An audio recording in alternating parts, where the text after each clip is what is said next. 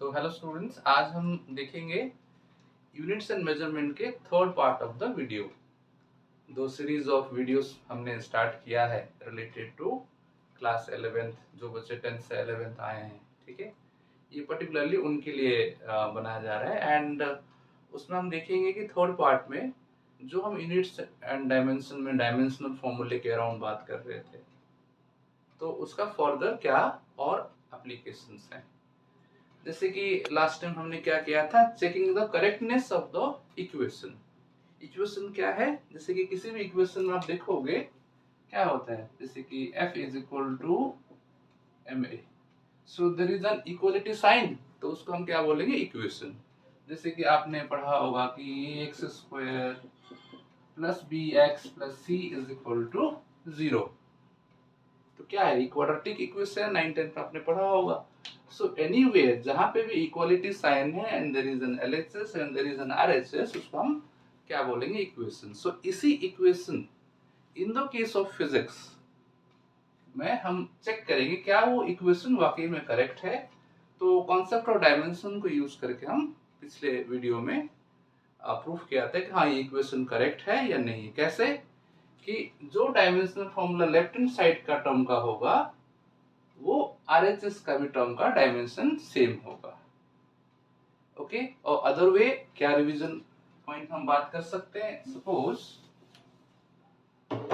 मेरे पास कोई टर्म है, इक्वेशन है v is equal to u plus 80। So ये जो LHS का टर्म का dimension should be equal to each and every term of the RHS के डायमेंशन। ये हमने पिछले क्लास में डिस्कस किया था। तो चलिए इसी बात पे एक क्वेश्चन हम करते हैं, that is related to NCERT solve example. जैसे कि दिया इसमें, यस 1.4 सॉल्व एग्जांपल 1.4 एनसीईआरटी में बोला है कि सर्टेन इक्वेशंस आपको गिवन है, आपको चेक करना है कि क्या वो इक्वेशन करेक्ट है या नहीं है। चलिए देखते हैं कैसे। जैसे कि दिया है k is equal to m square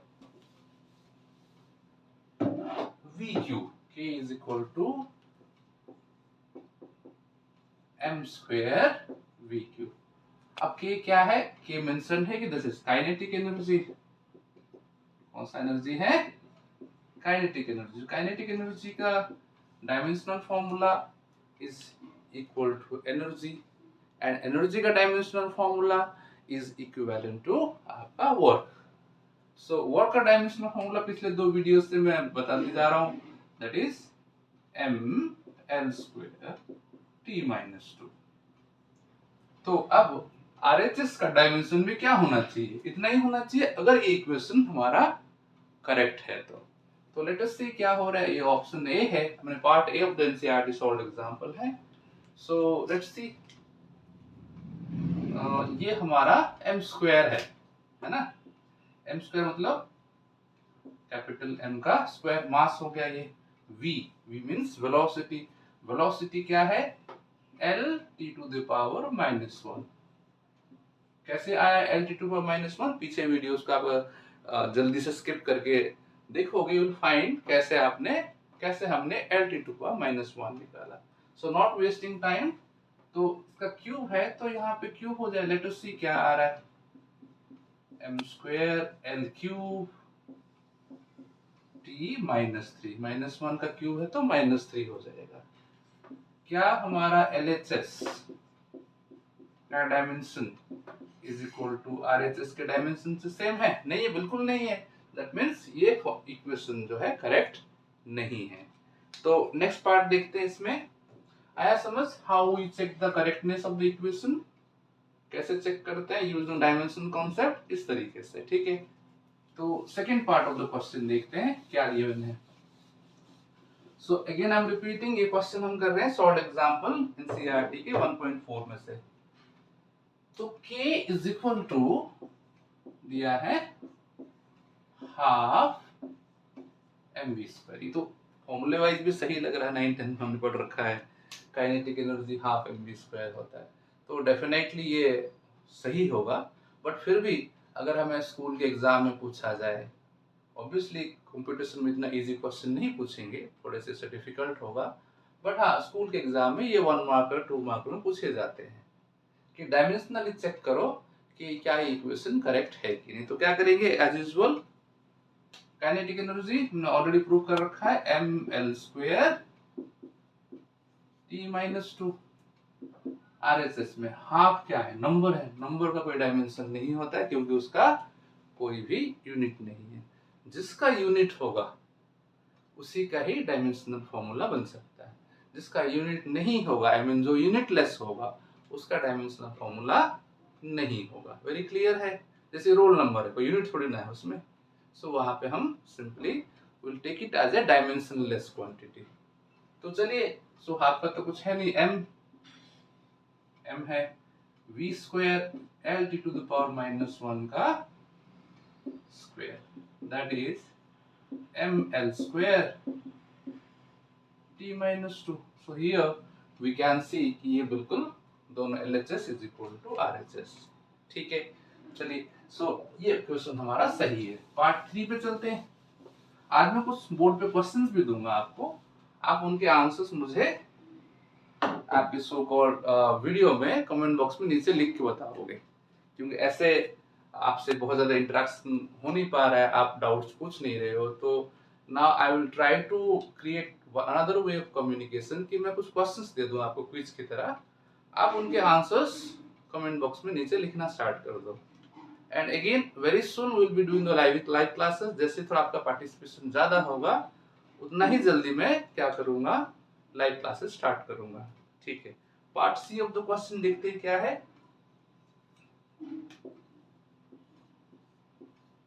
K is equal to ma, ये तो एज यूजुअल वही फॉर्मूला है, दैट इज ml² t-2। उसमें कोई तो डाउट नहीं होना चाहिए, ml², बार बार उसी को मैं लिख रहा हूं, t-2। और यहाँ पे m is as usual capital M से डिनोट होगा एक्सेलरेशन। अगेन सेकंड वीडियो या फर्स्ट वीडियो में मैंने एक्सेलरेशन का भी डायमेंशन फॉर्मूला बता रखा है। सो L t⁻²।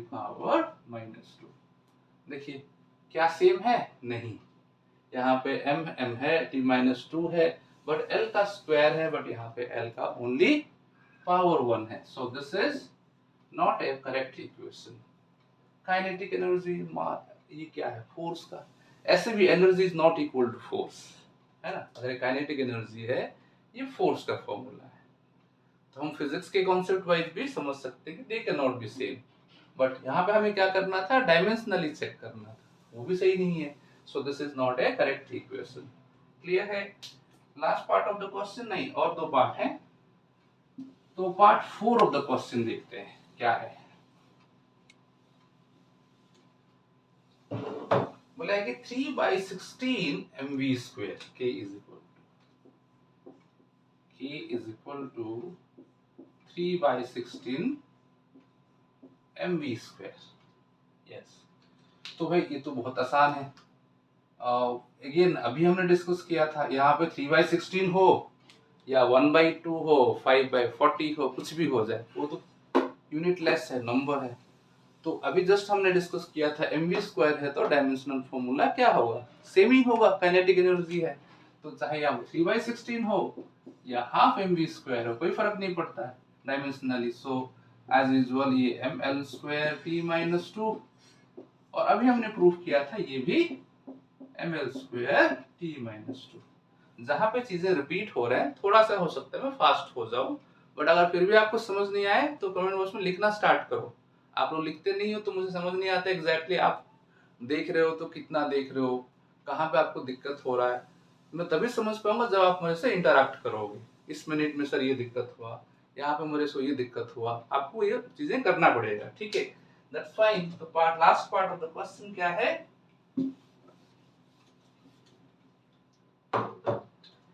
k is equal to half mv² plus ma। k is equal to half mv² plus थोड़ा सा अभी एक एक्स्ट्रा टर्म आ गया, लेकिन इसी वीडियो के स्टार्टिंग में मैंने रिपीट किया है, जो कि ऑलरेडी पीछे वीडियोस में बोल चुका हूँ कि अगर ऐसे मल्टीपल टर्म्स वाले इक्वेशन है तो क्या करेंगे, हर एक टर्म ऑफ एलएचएस का dimension, I mean each term of the LHS का dimension should be equal to each term of the RHS के इक्वेशन। तो काइनेटिक एनर्जी का क्या होगा, एज यूजुअल अभी हमने लिखा ml स्क्वायर t माइनस 2, इसको तो अभी हमने प्रूफ किया ml स्क्वायर t माइनस 2, और इसको अभी जस्ट हमने लिखा था ml t माइनस 2। क्या तीनों का डायमेंशन सेम है, हर एक टर्म का ऑफ LHS और हर एक टर्म ऑफ RHS क्या सेम है, नॉट एट ऑल। ध्यान से देखिए, ये तो सेम है बट ये सेम नहीं है, so this is not a correct physics का इक्वेशन जहां पे कि हमने लिख रखा है। सो अनदर वे, थोड़ा हम अपना दिमाग भी तो लगाएंगे भाई, ये काइनेटिक एनर्जी है, ये एनर्जी है, ये फोर्स है, तो फोर्स को हम एनर्जी से ऐड कर सकते हैं, बताइए? बिल्कुल नहीं कर सकते, क्योंकि force is different unit, energy different unit. ये तो ऐसे हो गया कि केजी को लीटर में ऐड कर दो, क्या पॉसिबल है? 1 kg of potatoes and 1 litre of oil, हम उनको ऐड नहीं कर सकते हैं क्योंकि दोनों का यूनिट अलग अलग है। तो अगर समझ आ रहा है तो लेट्स मूव अहेड, थोड़ा सा हम आगे बढ़ते हैं। द लास्ट एप्लीकेशन जो आपके एनसीईआरटी में दिया है, किसका? Dimensional formula. क्या एप्लीकेशन है कि deducing the relation among the physical quantities, deducing the deriving, okay, deriving relation among the physical quantities. Physical quantities क्या है? जैसे कि फोर्स है, मास है, वेलोसिटी है, लेंथ है। मैंने इंट्रोडक्शन वीडियो में कहा था कि फिजिकल क्वांटिटी क्या होता है बच्चों, जिसको क्या फिजिक्स के स्केल में मेजर कर सकते हैं। फिजिक्स का स्केल क्या हो सकता है? जैसे कि अगर हम देखें, ये एक फिजिक्स का स्केल है ना, इसमें हम एटम्स के लेंथ वॉल्यूम को मेजर नहीं कर सकते हैं, लेकिन जो भी हमारा डस्टर हो गया, पेन हो गया, उनके जो मैक्रोस्कोपिक थोड़े बड़े साइज के जो हमारे खाली आंख से दिख रहे हैं, उनके लेंथ वॉल्यूम को मेजर कर सकते हैं। सो इस तरीके का आइडिया दिया what is a physical scale. जरूरी नहीं कि यही फिजिकल स्केल है, और भी चीजें हो सकते हैं, ठीक है। तो फिजिकल क्वांटिटीज को आपस में रिलेट करके हम कोई नया फॉर्मूला डिराइव करेंगे। बस उस डेरिवेशन में हमें क्या करना है, डेरिवेशन समझ में आ रहा है कि हाँ, कुछ फिजिकल क्वांटिटीज को जोड़िए, आपस में कनेक्ट कीजिए, कुछ नया इक्वेशन बनाइए, ठीक है। तो वो हम करेंगे, लेकिन किस मेथड से? डायमेंशंस, डायमेंशंस का कॉन्सेप्ट, जिसकी MLT 1 2 3 पावर लेके हम करते हैं, उनको हम यूज करेंगे। समझ आ रहा है? तो we will be doing here कि डायमेंशनल एनालिसिस का लास्ट पार्ट ऑफ एनसीईआरटी, कि कैसे हम कोई भी फिजिक्स का फॉर्मूला डिराइव करेंगे यूजिंग डायमेंशंस। तो डायरेक्ट हम क्वेश्चन पे चलते हैं, इसमें ज्यादा थ्योरी है नहीं। सॉल्व एग्जांपल 1.5 एनसीईआरटी का है। सॉल्व एग्जांपल 1.5 ये बोल रहा है कि एक सिंपल पेंडुलम है। सिंपल पेंडुलम का फिगर इस सीरीज में पहली बार बना रहा हूं मैं, सो ध्यान से देखिए। मान लेते हैं छत है, आई मीन सीलिंग है, इससे एक पेंडुलम को, ये सब पेंडुलम का फिगर है, ठीक है, और ये रोप है, इसको हमने ऑसिलेट कराया। कैसे? ऐसे ऐसे, ठीक है। So it is oscillating this way, ऐसे ऐसे ऑसिलेट कर रहा है। सपोज यहां से हमने स्टार्ट किया और यहां से लेके हमने छोड़ दिया, तो बॉल कैसे आएगा? आगे आएगा ऐसे, फिर वापस यहां तक आएगा। तो जहां से शुरुआत हुआ था, जहां से मोशन स्टार्ट हुआ था, वहीं तक वापस आने में, अगेन उसी पोजीशन में वापस आने में जो टाइम लगा उसको हम बोलेंगे एक टाइम पीरियड। टाइम पीरियड समझ आ रहा है कि जहां से मोशन स्टार्ट हो, रिपीटेटिव मोशन है, रिपीट हो रहा है मोशन, तो रिपीटेटिव मोशन में टाइम पीरियड मैटर करता है, आ जाता है। जैसे कि हम बात करते हैं हमारा जो दिन का ड्यूरेशन है 24 घंटे, मतलब हर 24 घंटे के बाद चीजें रिपीट होते हैं, सनराइज होता है, सनसेट होता है एग्जैक्टली 24 आवर्स के बाद। सो क्यों? क्योंकि ये रेपिटेटिव मोशन है।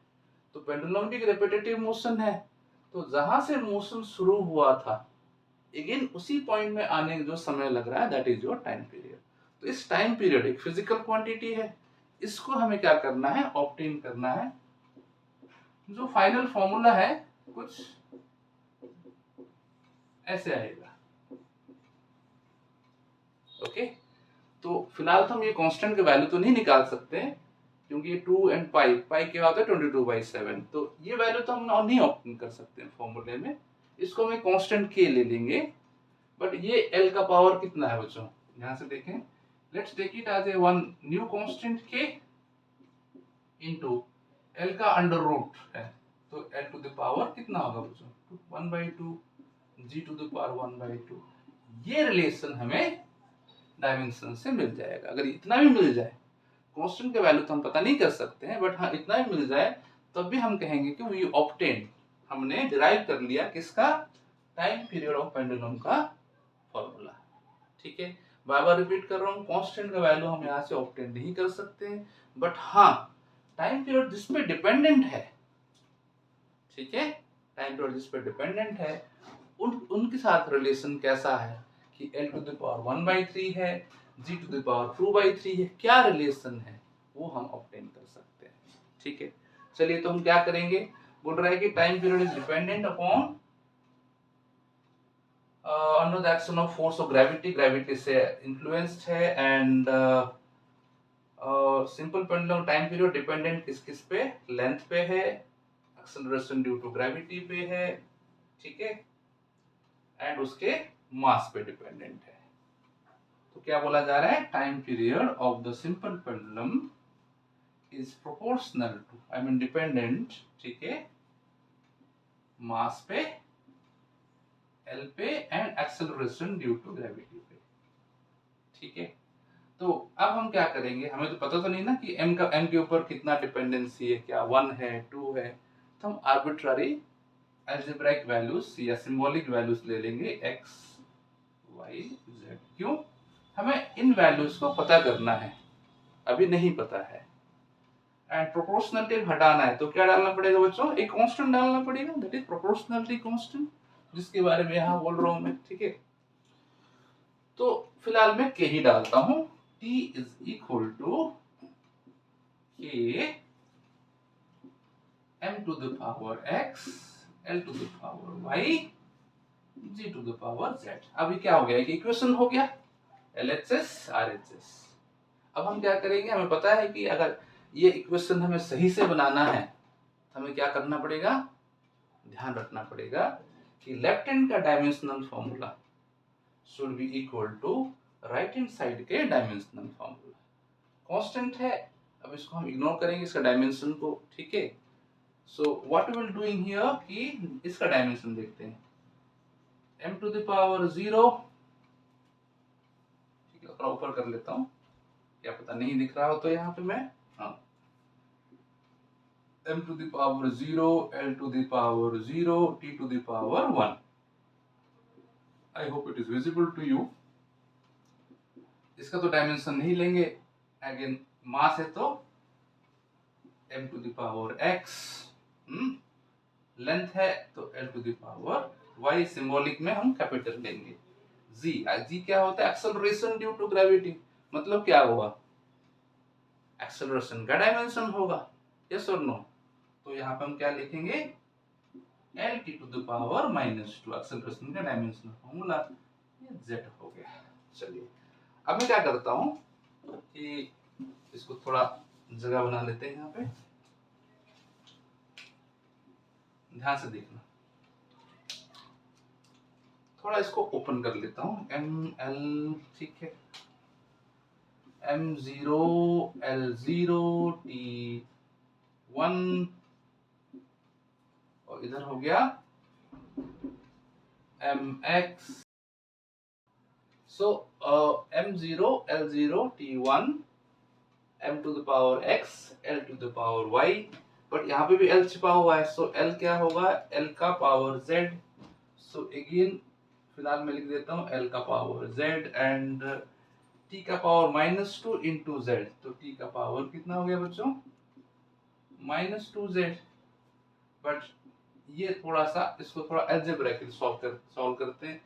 इन दोनों टर्म्स का बेस सेम है तो पावर क्या हो जाएगा उसमें ऐड हो जाएगा। So I will write this equation m to the power x l to the power क्या होगा y plus z and t to the power -2z। ये 2 एंड z सेम ही लग रहे हैं तो 2z। ठीक है, I hope it is visible to you. So अब हम क्या करेंगे, क्या हमने डिस्कस किया था कि दोनों के डायमेंशनल फॉर्मूला सेम होना चाहिए। कब सेम होगा, जब m का पावर जो है इधर के m के पावर सेम होना चाहिए। तो हम क्या करेंगे, x इज इक्वल टू कितना आ गया 0, क्योंकि पावर सेम होना चाहिए डायमेंशनल अगर फॉर्मूला सेम करना हो। चलो बढ़िया। एंड t का power should be equal to t का LHS का पावर, तो -2z इज इक्वल टू 1, तो z इज इक्वल टू कितना हो गया -1/2। चलो बहुत बढ़िया। सो अब हमारे पास क्या रह गया, रह गया y plus z should be equal to LHS के l के पावर। तो यहाँ पे क्या लिखूंगा, y plus z is equal to 0, but मेरा z कितना है बच्चों -12, तो y minus 1/2 is equal to 0, तो y इज इक्वल टू 1/2। ठीक है, तो y कितना आ गया 1/2। So let's highlight quickly, x का वैल्यू कितना आया 0 एंड z का वैल्यू कितना आया -1/2 एंड y का वैल्यू 1/2। तो हम कहाँ पुट करेंगे, हमारा जो इक्वेशन है ये वाला जो है t इज इक्वल टू, ये जो इक्वेशन हमने क्वेश्चन के अकॉर्डिंग लिखा है उसमें हम पुट करेंगे। तो let's see what is the final formulation. तो यहाँ पे थोड़ा जगह है, यहाँ बना लेता हूं मैं। So t is equal to k, m का पावर कितना है x, तो x क्या है 0, तो m का पावर जो मास है, मास का पावर 0 आ गया बच्चों। क्योंकि फॉर्मूला लिखना है तो मुझे एग्जैक्ट सिंबल जैसे m छोटा m, l लेंथ छोटा l ऐसे पुट करना है। l का पावर कितना है, l का पावर y है, तो y इज 1/2, तो l का पावर 1/2 एंड g का पावर कितना है z है, z का वैल्यू कितना है बच्चों -1/2, तो यहाँ पे g is equal to g का power 1/2 with a minus sign. तो एनीथिंग टू पावर 0 क्या होता है 1, सो हम इसको यहाँ से गायब कर सकते हैं, 1 लिख सकते हैं। So this time period is equal to k l to the power 1/2, g to the power नीचे लाऊंगा तो +1/2, तो ये भी √2 मैंने √g हो जाएगा ये भी। So I can write k into √l, although मैं एक ही स्टेप में कर सकता था बट फिर भी मैं थोड़ा एक्सपैंड कर रहा हूँ।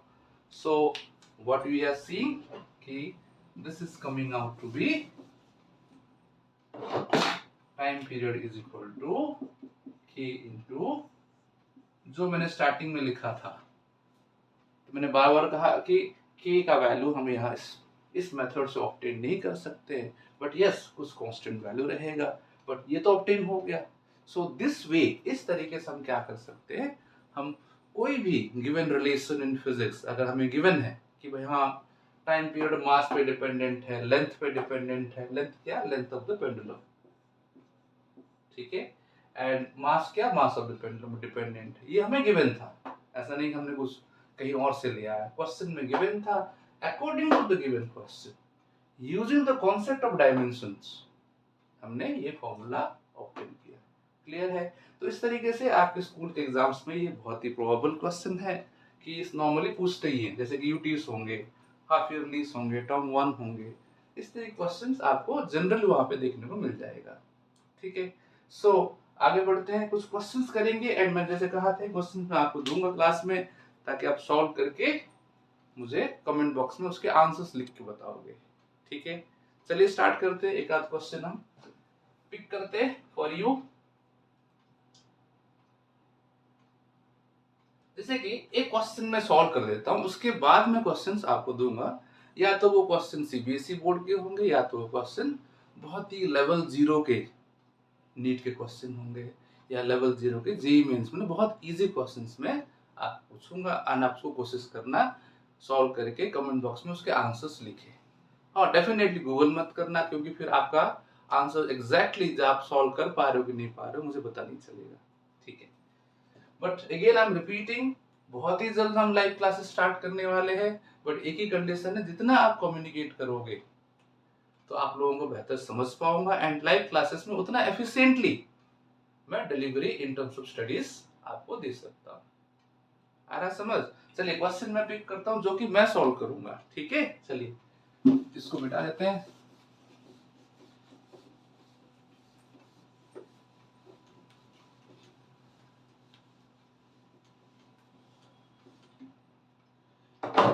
क्वेश्चन है ये जेईई मेंस में आया है 2025 में। एंड कौन सा अटेम्प्ट में देख लेते हैं, जनवरी अटेम्प्ट में आया है। एंड ऑब्वियसली अगर सोचो, भले इजी क्वेश्चन हो बट इसको भी आपने क्रैक कर लिया तो एक क्वेश्चन पूरा आपका सही हो जाए। कितना वेटेज है? 4 मार्क्स का है। तो इतने इजी कॉन्सेप्ट से भी अगर आपका कमांड है, अगर आपने इसको इग्नोर नहीं किया है, तभी 4 मार्क्स में रैंक कहाँ से कहाँ पहुंच जाएगा, परसेंटाइल कहाँ से कहाँ पहुंच जाएगा। समझ पा रहे हो? सो टारगेट इज कि कैसे हम अपने जेईई हो या नीट हो, कैसे एक ऑप्टिमाइज स्कोर ऑब्टेन करें। हाई स्कोर होना चाहिए, नहीं तो कंपटीशन से बाहर हम हो जाएंगे। ये रिलेटिव सबको पता होना चाहिए। चलिए क्वेश्चन में पिक करता हूँ। क्वेश्चन दिया है कि वी जेईई मेंस है 2025 जनवरी अटेम्प्ट है। ठीक है, सो v इज इक्वल टू क्या दिया है, दैट इज at स्क्वायर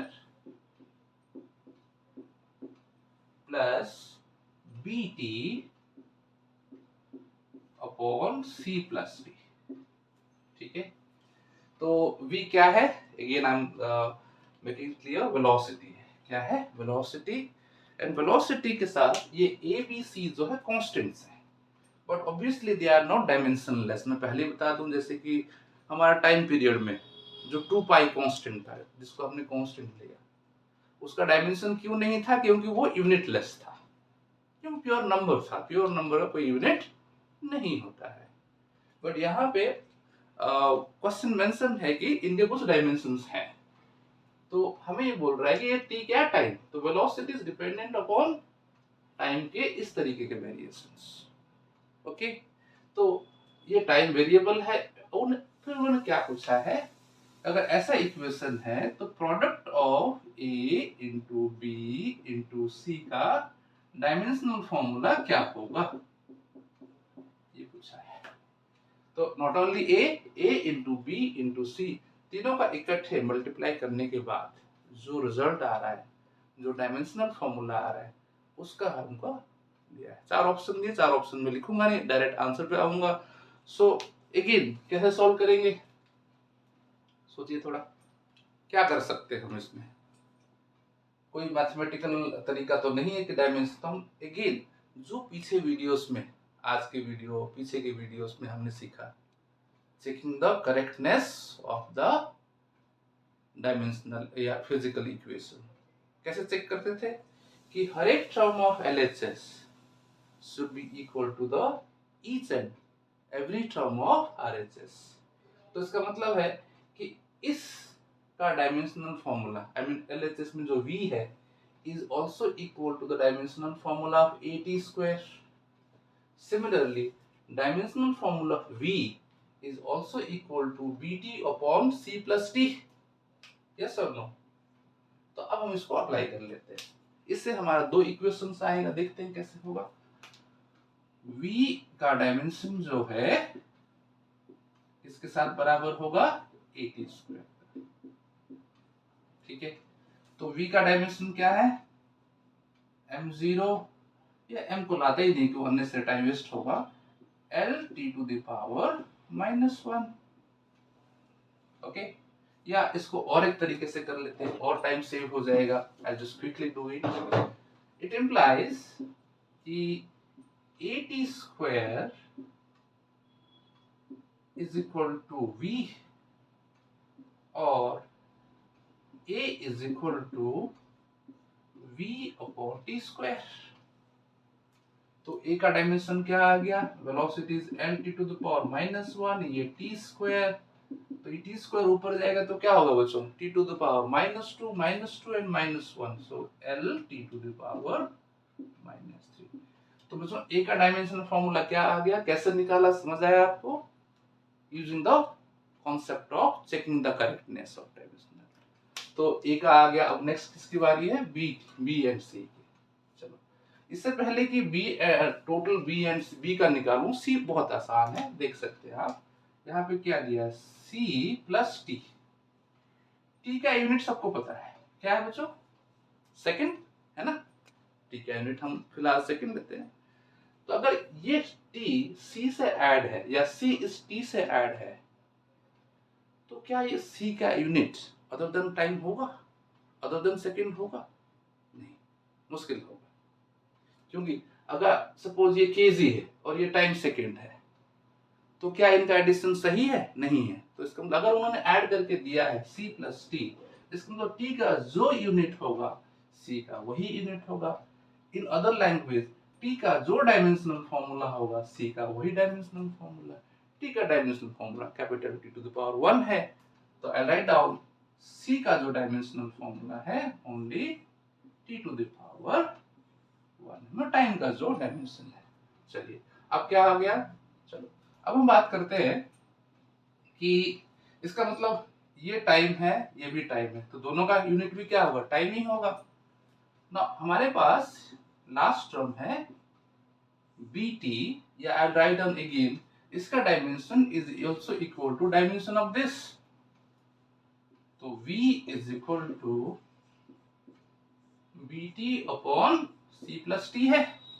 तो क्या करेंगे, इसका भी यूनिट t है, इसका भी यूनिट आई मीन सेकेंड है, तो दोनों को t ले सकता हूं, that is equivalent to unit के टर्म्स में, ये क्वांटिटीज के वैल्यू में ऐड नहीं करो, यूनिट के टर्म्स में इन दोनों का समेशन का भी यूनिट जो t ही रहेगा, ये t इस t को खत्म कर देगा, तो बचा क्या, v is equal to b, I mean dimension of v is equal to dimension of b, and dimension of v क्या होता है बच्चों, lt टू द पावर -1 है। ठीक है, तो हमें क्या क्या मिल गया, b का डायमेंशन क्या होगा, ये b is equal to lt to the power -1, एंड ये a l to the power -3, एंड ये c t to power -1। Question क्या पूछा है, a cross b, a into b into c, तो a इंटू b पे कर लेते हैं। a का डायमेंशन कितना है भाई, आया क्या, l टू द पावर -3, तो l t to the power -3 into b का कितना आया, l t to the power -1, ठीक है, एंड c का कितना है, t टू द पावर 1 है। तो ध्यान से देखें, ये 20 से में -1 प्लस 1 दूसरे को कैंसिल आउट करते हैं, खत्म। तो बचा क्या है, l स्क्वायर, l है, तो so what I can see here is m कुछ है नहीं, तो I can write m power 0 l का square t to the power कितना है, -3।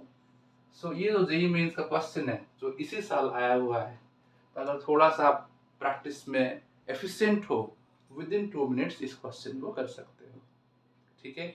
एंड कितना मार्क्स मिलेगा, सीधे 4 marks, and it is a cake walk question, अगर तैयारी आपका सही तरीके से हो। तो m0 l स्क्वायर t -3, तो आप देख सकते हो, भले ये जेईई मेंस में आया हो, लेकिन बहुत ज्यादा तो डिफिकल्ट नहीं था। तो वैसे ही मैं कुछ 1-2 क्वेश्चन आपके सामने रखता हूँ, एंड आप प्लीज, रिक्वेस्ट है आपसे कि जितना जल्दी कॉन्सेप्ट को समझ के उनके आंसर्स मुझे कमेंट बॉक्स के नीचे लिख के भेजोगे, ठीक है, that will be much appreciated from your communication side.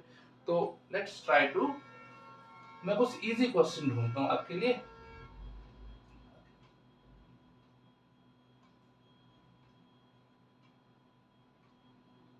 Right, पूछा है जेईई मेंस का ही क्वेश्चन है, dimensional formula of gravitational constant. Okay, इसका है क्वेश्चन नंबर 1 है, और दो 4 पार्ट है, उसमें से एक पार्ट आपसे मैं पूछ रहा हूँ। पूरे पार्ट में कुछ 12th के भी कॉन्सेप्ट हैं जो अभी आप नहीं कर सकते, जो छोड़ दिया आपने। तो ग्रेविटेशनल कांस्टेंट, क्वेश्चन नंबर 1 क्या है, dimensional formula of gravitational constant. Gravitational constant क्या है, वो तो जी होता है, यूनिवर्सल ग्रेविटेशनल कांस्टेंट। मैं ये क्वेश्चन क्यों दे रहा हूँ, क्योंकि 9th में 8th में कभी ना कभी आपने पढ़ा है कि ग्रेविटेशनल फोर्स क्या होता है, कि G m1 m2। मैं लिखूंगा नहीं इसके आंसर, कुछ भी नहीं लिखूंगा, बट हाँ मैं आपको ये रिमाइंड कर दे रहा हूँ, ये आपने पढ़ रखा होगा। अगर नहीं पढ़ा है तभी मुझे कमेंट बॉक्स में लिखिए, बट चांसेस कम होगा, ठीक है। तो पहला क्वेश्चन ये है, बहुत ही सिंपल है, part of the JEE Mains के 1 पार्ट कि dimension D for dimensional formula of gravitational constant G निकाल के आपको दिखाना है। Next question is